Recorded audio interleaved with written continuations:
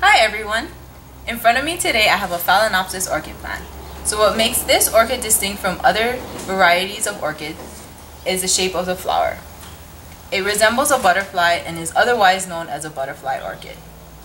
It's pretty commonly found in your local grocery stores and nurseries because of the longevity of the bloom. In optimal conditions, the blooms can last 3 to 4 months. So today I'm going to show you how to transplant this mature Phalaenopsis plant into a larger pot.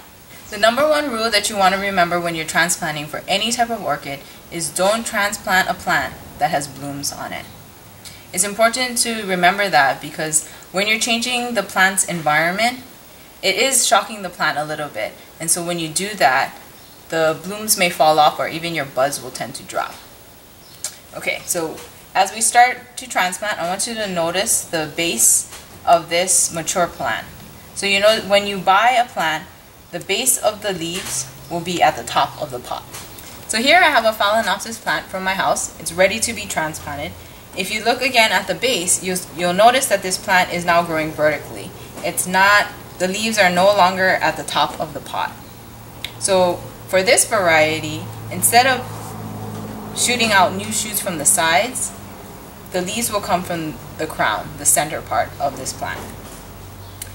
And it's a perfect plant to transplant because as you'll notice, you'll see there's just one nice bloom remaining. The rest of the flowers have already opened. It's pretty much dying. And so we can go ahead and start transplanting this plant. Before we transplant, I want to address a question that we often get from our customers. What do we do with the stem now that the flowers have bloomed and now they're dying? Do you cut it or do you leave it? So the best thing for the plant would be to cut the stem at the base because when we transplant, new growth will appear and the existing stem won't hinder a new stem from arriving. Okay, so we're going to go ahead and most of the time your stem will be staked up. So you can just go ahead and remove that.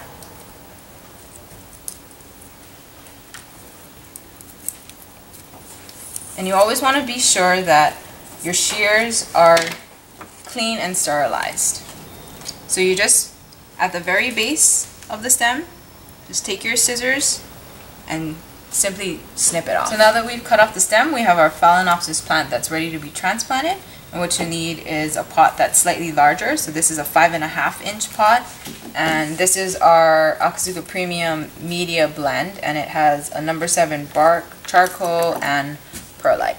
Okay, so we're ready to start transplanting. Okay, so we just want to start and take out the plant label. Squeeze the pot a little bit and hold the plant at the base of the leaves and pull. Phalaenopsis plants have a lot of thick roots. You notice that some of the roots are really hollow and they may be dead, so you just want to just clean it up a little bit. Don't have to do a whole lot. Pull some of the dead roots off. Leave most of it intact though. You don't want to disturb the plant too much. So now that you've cleaned off some of the dead roots, you can go ahead and place your Phalaenopsis plant into the larger pot. Take some of the media, put it around the plant.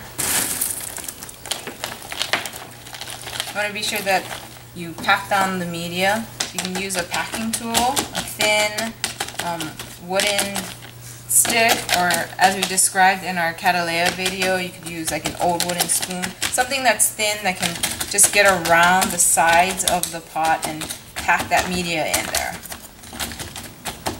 You want the plant to be stable in its new home. You can go ahead and add more media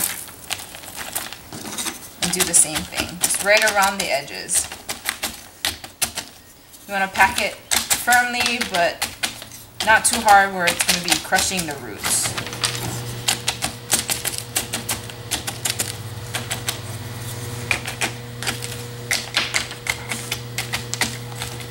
Okay.